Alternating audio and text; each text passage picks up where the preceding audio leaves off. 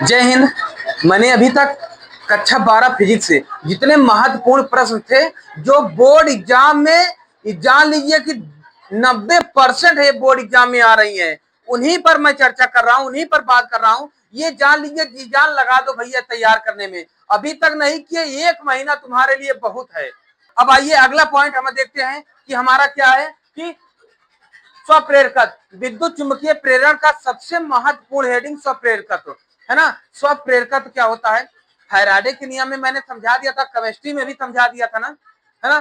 तो इसमें क्या कहा जाता है, जब किसी कुंडली में बहने वाली धारा, जो धारा दी जाती है, जैसे मान लो कि हमारे पास 100 वोल्ट की बिजली आई है, उसको हम स्टेबलाइजर से बढ़ा दिए ना, या घटा दिया, अरे भैया ज्यादा हो गई या कम हो गई, परिवर्तन किया जाता है। तो जब किसी बहने वाली धारा में परिवर्तन किया जाता है तो कुंडली में गुजरने वाले चुंबकीय फ्लक्स में भी परिवर्तन होता है, चुंबकीय फ्लक्स में भी परिवर्तन हो जाता है ना।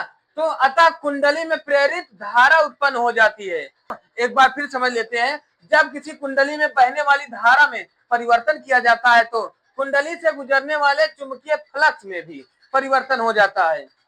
कुंडली में प्रेरित धारा उत्पन्न हो जाती है, अतः चुंबकीय प्रेरण की इस घटना को स्वप्रेरकत्व कहते हैं, है ना। जिसके कारण जब किसी कुंडली में बहने वाली धारा में परिवर्तन किया जाता है तो कुंडली से गुजरने वाली चुंबकीय फ्लक्स में भी परिवर्तन हो जाता है। अतः इस परिवर्तन से कुंडली में प्रेरित धारा उत्पन्न हो जाती है। इस परिवर्तन से धारा उत्पन्न हो जाती है। इन सभी प्रक्रिया को, परिवर्तन के और धारा उत्पन्न की क्रिया को हम स्वप्रेरकत्व कहते हैं। इतनी बात समझ गए? हाँ, पूरी तरह समझ गए ना। अब आइए देखते हैं स्वप्रेरण गुणांक अथवा स्वप्रेरकत्व ये। चलिए अब देखते हैं स्वप्रेरण गुणांक अथवा स्वप्रेरकत्व। यदि देखिए क्या होता है, यदि किसी फेरों की संख्या n तथा बहने वाली धारा I हो तो कैसे, इसको समझो। यदि कुंडली में बहने वाली धारा I तथा फेरों की संख्या n हो तो चुंबकीय वैद्युत फ्लक्स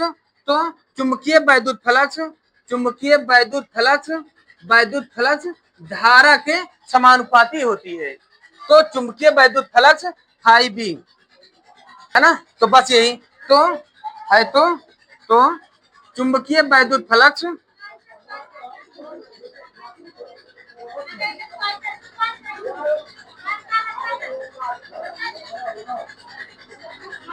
यहां से हटा दे, ये नहीं। तो चुंबकीय वैद्युत फ्लक्स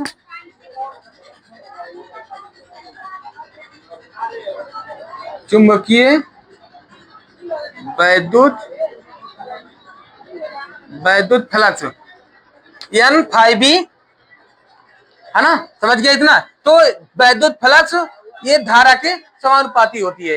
इतनी बात समझ गए ना।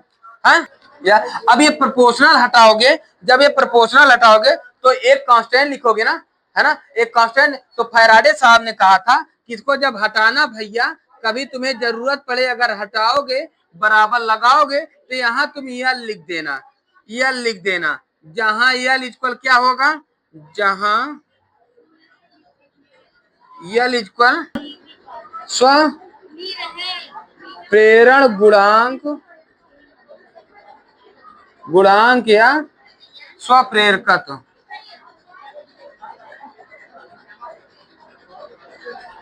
इतनी बात समझ गए या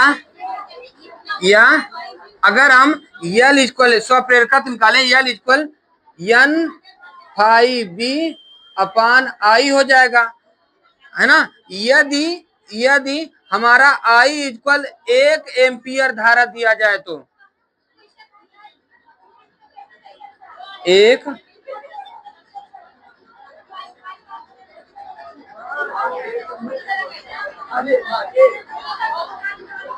धारा हो तो यल इक्वल एन, जल्दी इसको लिख लो, जल्दी स्क्रीनशॉट लो इसका। देखिए अगर इसे समझ गए हो, इसमें क्या था, एक बार फिर समझ लेते हैं कि स्वप्रेरकत्व गुणांक अथवा स्वप्रेरकत्व ये क्या था। इसकी दो स्थितियों से पूछा जाता है। कैसा, यदि किसी कुंडली में बहने वाली धारा आई तथा फेरों की संख्या n हो तो वैद्युत फ्लक्स धारा के समानुपाती होती है ना, वैद्युत फ्लक्स धारा के समानुपाती होती है।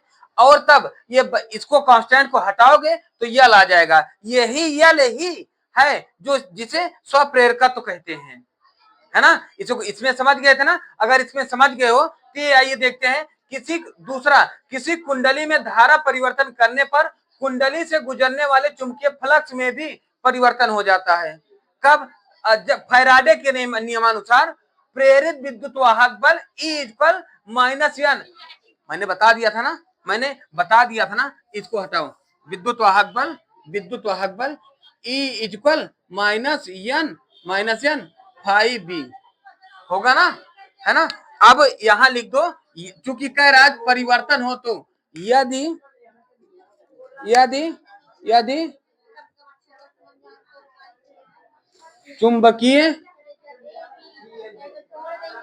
चुंबकीय फ्लक्स परिवर्तित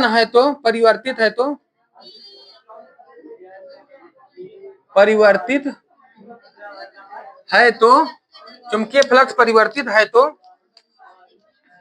तो E equal -n d phi B upon d t. मैंने पहले भी बता दिया था ना, जहां तुम्हें D मिल जाए, जहां तुम्हें D अपान डी टी मिल जाए और समीकरण ये समाकलन मिल जाए और डेल्टा मिल जाए, इसका मतलब परिवर्तन होता है ना, परिवर्तित होता है ना, तो इसको हम परिवर्तित लिख दें होगा। तब ये क्या करेंगे, हम n को अंदर लेकर चले जाए तो या E इक्वल माइनस यहाँ डी फाई बी n अपान डी टी कर दे, कोई दिक्कत। क्योंकि डी फाई ये फाई n इसने बराबर देखो n फाई n या n फाई इतने बराबर ये लाई लिख सकते हैं, है ना, हम लिख देंगे, है ना। या E इक्वल माइनस डी अपान डी टी, इसको हम लिख दें यल आई, कोई दिक्कत है ना। यहां लिख देते हैं क्योंकि यल I equal phi B N, है ना। अभी निकाल के दिखा दिया था। फिर इसके बाद अगर हम ये करें तो यल को तुम बाहर लिख सकते हैं ना, L minus d I upon d t हो जाएगी ना। अब ये यहाँ d I upon d t को हम यहाँ लाएंगे, भाग देंगे तो क्या हो जाएगा, यल इक्वल माइनस ई अपान क्या हो जाएगा, D I upon d t हो जाएगी ना। फिर यहां देखो मैंने एक चीज बताया था कि यदि बहने वाली धारा आई, अगर बहने वाली धारा समान है तो यहां लिख दो चूंकि बहने वाली, यदि बहने वाली धारा